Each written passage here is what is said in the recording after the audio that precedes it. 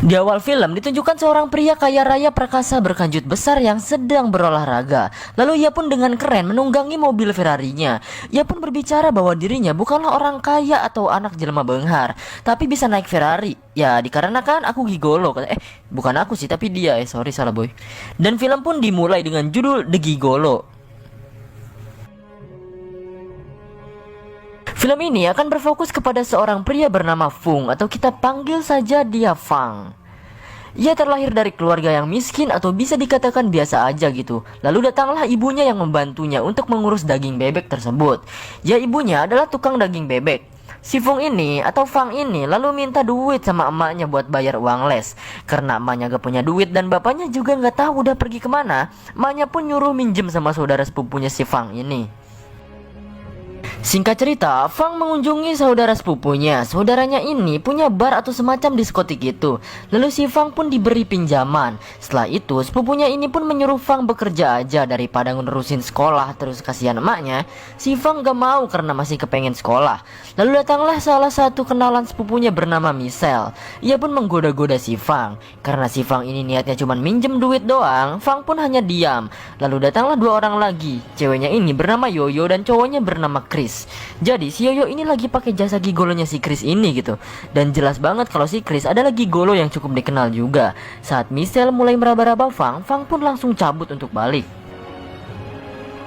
Keesokan harinya, Fang sedang bermain basket bersama beberapa orang. Fang ternyata memiliki seorang pacar yang cantik bernama Jolie. Fang pun tebar-tebar pesona. Lalu, tunggu, ini ada jamet anjing. Kok ada di sini jamet kupro ya anjing? Jamet kupra ini mah. Lalu si Jolie ini ditawarin buat main ke pesta sama Peter. Jadi si Peter itu kayak berandalan sekolah gitulah. Jolie pun nolak dan mau main ke rumah si Fang aja. Si Peter langsung kesal dan akan membalaskan dendamnya. Singkat cerita, saat Fang dan temannya di loker, temannya menemukan sejenis narkotika di lokernya Fang. Karena ada guru yang menghampiri, temannya ini langsung menyembunyikan benda itu di selangkangannya atau di sempak si Fang itu gitu. Guru tersebut mengecek loker Fang. Akhirnya si guru gak nemu apa-apa dan si Peter itu langsung kebingungan karena benda haramnya hilang dari loker Fang. Bangke, emang mentang-mentang otongnya gede anjir. Sepulang sekolah, Fang pun pacaran sama Jolie. Fang pun ngajak Jolie nonton kaset dan filmnya ini film biru anjir.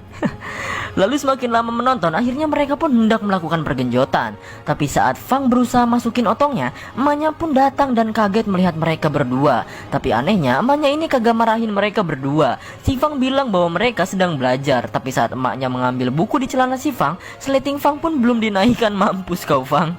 Dan emaknya juga bilang kalau mau kayak gituan pakai kondom aja, kasihan nanti pacarnya. Emaknya teh hedan anjir ini.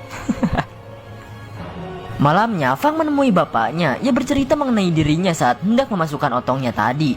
Si bapaknya juga ngewajarin kalau otong anaknya ini emang warisan dari bapaknya.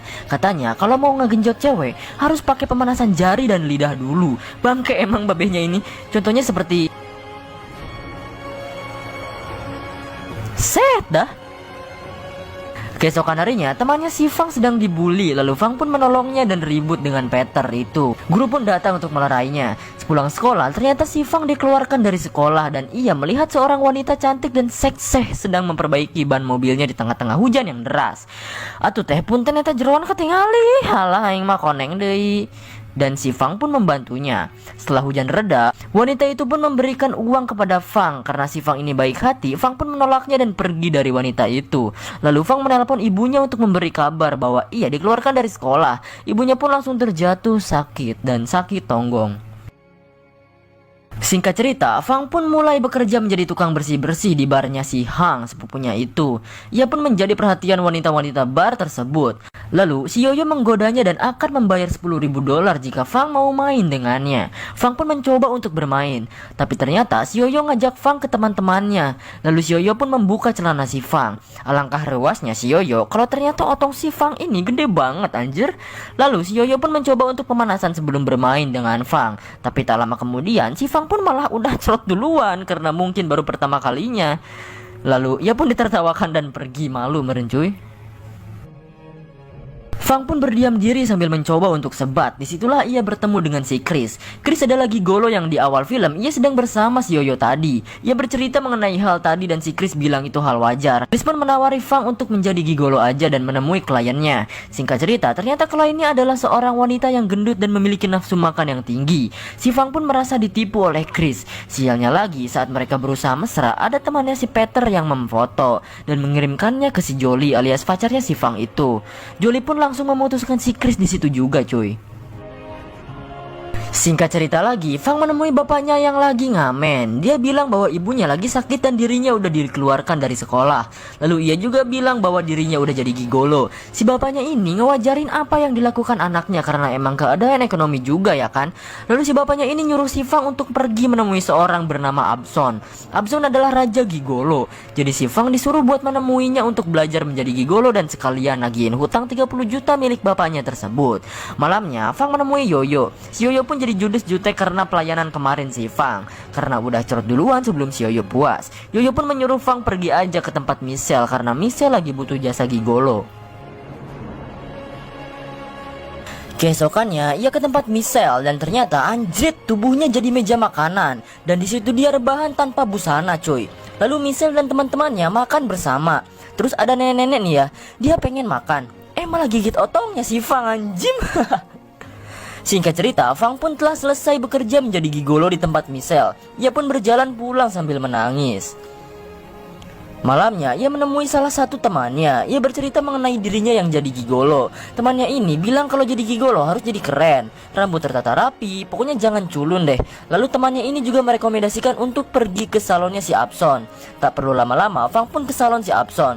Ia bertemu dengan anak buahnya si Abson dan memintanya untuk menunggu. Karena lama terus nunggu sampai malam, Fang pun menunggu dengan sabar. Anak buahnya si Abson pun ngajak ke bar. Lalu anak buahnya ini memberinya semacam apa ya, yang kayak vape tapi pakai tabung itu. Lupa namanya, cu. Pokoknya si Fang langsung teler dan ngefly, cuy. Lalu si ceweknya ini pun ngegenjot si Fang dengan keadaan teler. Lalu setelah itu Fang pun bisa menemui Abson dan tanpa basa-basi ia pun menanyakan perihal pergigoloan. Lalu si Abson pun memberi beberapa quotes, anjay quotes.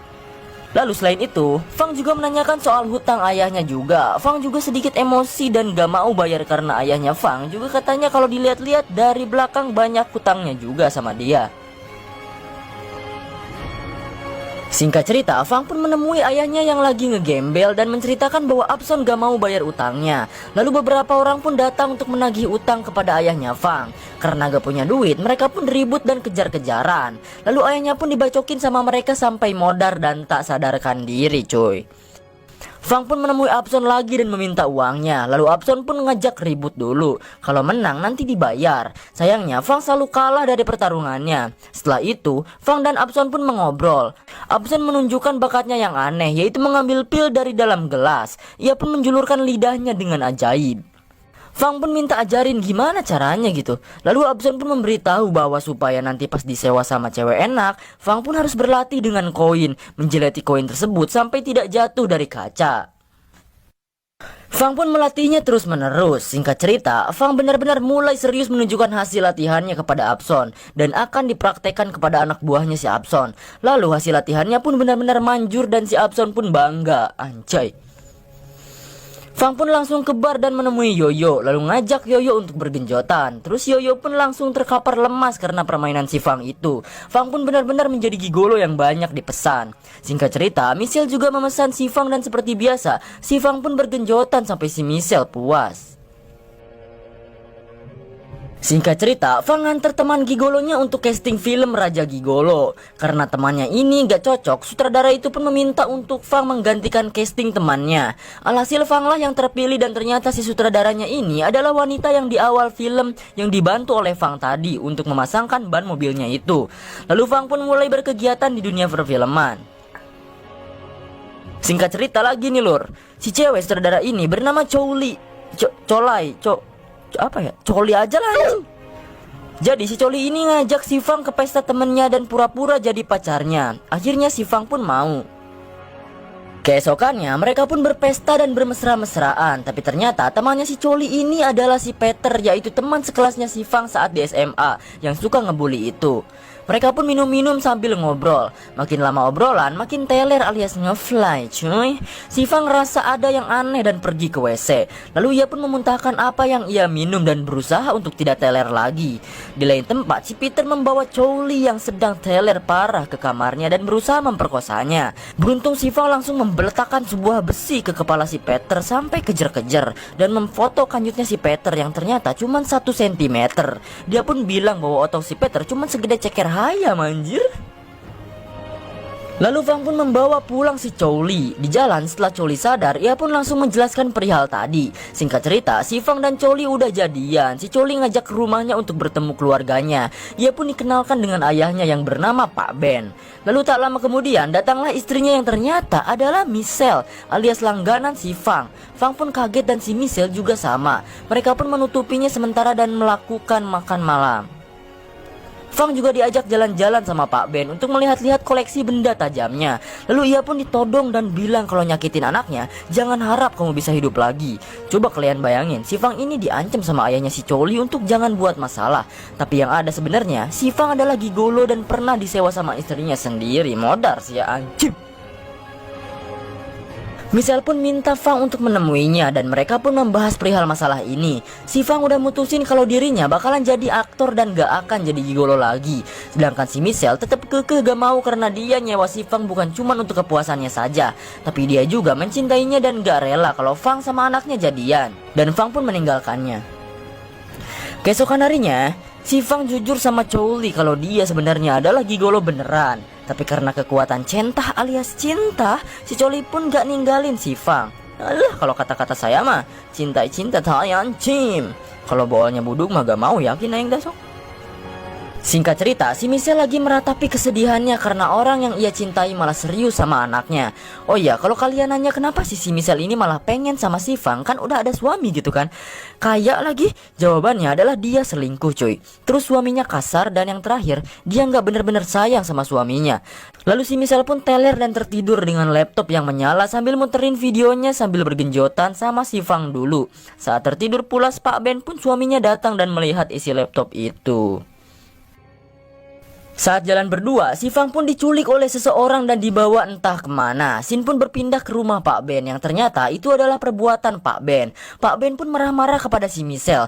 Bahkan saking marahnya, ia menyuruh anak buahnya untuk meniduri istrinya sendiri. Saat Ben hendak membunuh Feng, Chow Li pun datang dan menahan ayahnya saat itu juga. Saat itu, Chow Li memohon untuk tidak membunuh Feng. Michelle pun datang menodongkan pistolnya dan tanpa basa-basi, ia pun menembak kepala Pak Ben sampai modar dan ngaliang di natarang cuy, alias mokad. Headshot kita kan. Chow Li pun kesal karena ayahnya meninggal dan langsung menghajar ibunya sendiri. Lalu Michelle pun menusuk perut anaknya sendiri dengan pisau. Dan si Fang pun bangun dan menodongkan pistolnya lalu menembaknya sampai mati. Sambil menangis, Fang pun membawa Chow Li untuk ke mana ya, nggak tahu, rumah sakit kali ya. Lalu scene pun diakhiri dengan si Fang dengan kekayaannya. Ternyata setelah Ben mati, ia pun mengambil alih semua harta Pak Ben dan tetap menjadi gigolo. Dan si Chow Li pun masih hidup. Lalu film pun selesai cuy. Gak tahu udah mungkin si Chow Li jadi istrinya atau apalah, nggak tahu.